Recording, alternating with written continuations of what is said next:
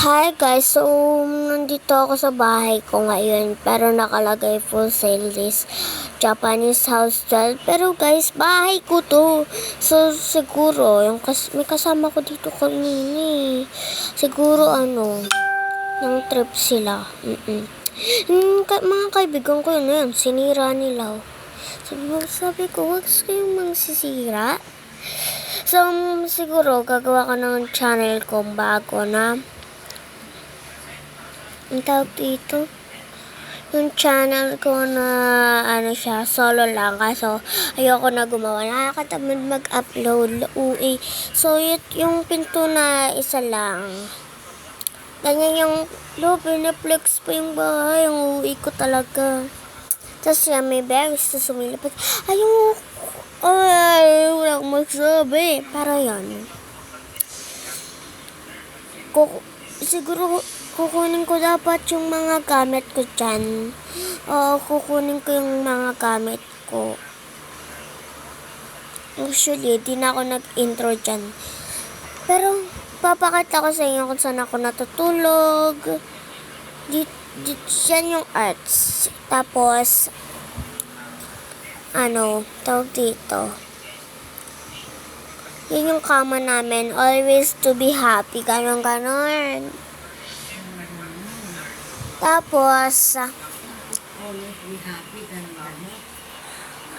siya, tawag dito.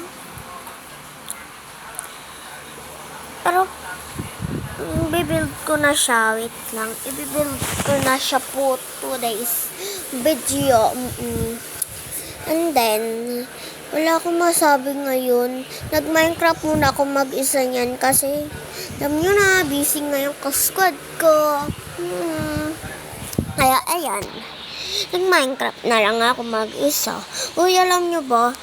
Yan, baka ito ng ka-squad ko ha. Si Mary. Si Ate Mary. Yan. Ko siya. Tag dito. Yan yung bahay, yan yung swimming pool niya. Kasi sabi niyo may mga moves daw. Kaya ayan, dumiskarte na. Uy guys, mag-subscribe na kayo, mag-sub na kayo sa akin. Libre lang naman yung sub pero,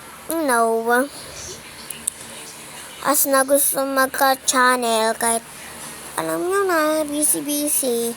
So, alam muna to kasi wala kaming magawa.